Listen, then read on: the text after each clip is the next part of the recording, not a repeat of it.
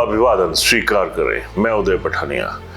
आपने एक ट्रेन की चर्चा बहुत सुनी होगी और उसमें सफर भी किया होगा। ट्रेन का नाम है वंदे भारत और ये जो ट्रेन है ये पूरे भारतवर्ष में दौड़ने शुरू हो चुकी है। कुछ एक इलाके हैं जहां पर अभी तक वंदे भारत का जो आगाज है वो नहीं हो पाया है, लेकिन पूरे देश में वंदे भारत की तरह एक और ट्रेन दौड़ रही है और ये पॉलिटिकल ट्रेन है और ये दौड़ रही है भाजपा की पटरी पर और इसका नाम है वंदे कांग्रेसी। क्योंकि ये कहने की भी एक वजह है, बीते कुछ दिनों से भाजपा में इतना ज्यादा कांग्रेसीकरण हो चुका है, इतने कांग्रेसी भाजपा ज्वाइन कर चुके हैं कि अब कहीं ना कहीं ये लगता है कि कांग्रेस ही भाजपा है और भाजपा ही कांग्रेस है।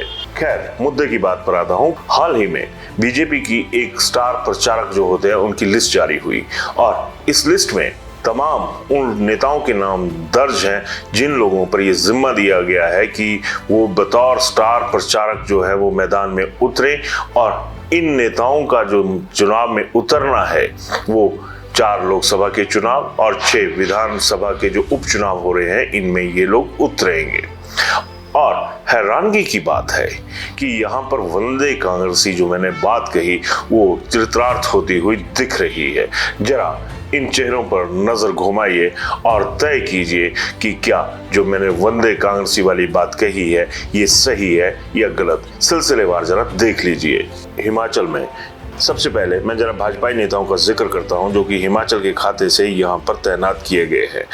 प्रोफेसर प्रेम कुमार धूमल और शांता कुमार तो इसमें शामिल हैं ही, साथ में जयराम ठाकुर, डॉक्टर राजीव बिंदल के अलावा इंदु गोस्वामी, प्रोफेसर सिकंदर, हर्ष महाजन, पवन काजल, सुरेश कश्यप, राजीव भारद्वाज और कंगना रनौत को भी इसमें रखा गया है। जबकि संगठन के खाते से त्रिलोक कपूर, बिहारी लाल शर्मा और वंदना योगी को यहाँ पर बतौर स्टार प्रचारक रखा गया है।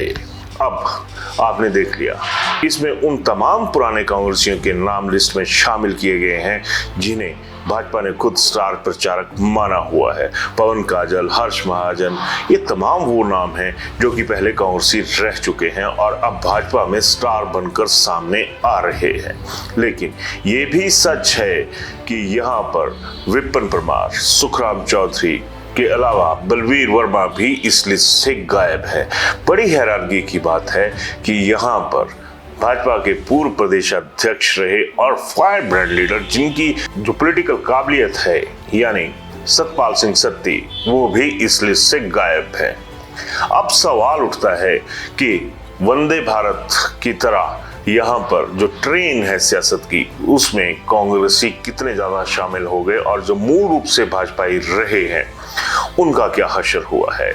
और जब हशर की बात आई तो हर्ष तलाशने की जो कवायद है मौजूदा लोकसभा चुनावों में, यहाँ पर तो बीजेपी उसमें कहीं ना कहीं अपने लोगों को ही पछाड़ती हुई नजर आ रही है। कांग्रेस को पछाड़ा जाएगा या नहीं पछाड़ा जाएगा ये तो चुनावी नतीजे बताते हैं। ऐसा नहीं है कि वंदे भारत ट्रेन में सिर्फ कांग्रेसी ही ऐश कर रहे हैं। जो पुराने भाजपाई हैं वो तो ट्रेन में बिठाए ही नहीं गए। अब ये फोटो देखिए, यहाँ पर पूर्व विधायक विशाल नहरिया सुधीर शर्मा के मंच पर खड़े हैं और कहां पर उनको धकेला गया है। बिल्कुल पीछे आपको नजर आ रहे होंगे कि विशाल नहरिया जो पार्टी का एक कोई मुखपत्र है उसको लेकर खड़े हैं, लेकिन यहाँ पर भी इन्हें प्रथम पंक्ति में नहीं रखा गया। इसी तरह से बहुत सारे ऐसे भाजपाई हैं जो कि कभी किसी दौर में प्रथम पंक्ति के नेता हुआ करते थे, लेकिन अब उनके पास दूसरी, तीसरी, चौथी पंक्ति भी नजर नहीं आ रही है। वो हर पंक्ति से बाहर खड़े नजर आ रहे हैं। जिस तरह से ये कहा जाता है कि सियासत में हम उस व्यक्ति की सेवा करेंगे जो कि समाज में अंतिम होगा, यहाँ पर तो पॉलिटिक्स में ही अंतिम व्यक्ति बहुत सारे जो है वो भाजपा में खड़े होते हुए नजर आ रहे हैं। इस मुद्दे पर अपनी राय जरूर दीजिएगा, क्योंकि मसला उस पार्टी का है जो ये कहती है कि कैडर सर्वोपरि, कार्यकर्ता सर्वोपरि। यहाँ पर तो नेता ही परियों के देश में एक तरह से घूमते हुए नजर आ रहे हैं। सर्वोपरि तो क्या होना है? तो क्या ये जो नई सियासी परिपाटी है ये अच्छी है? इस मुद्दे पर अपनी राय जरूर दीजिएगा। धन्यवाद।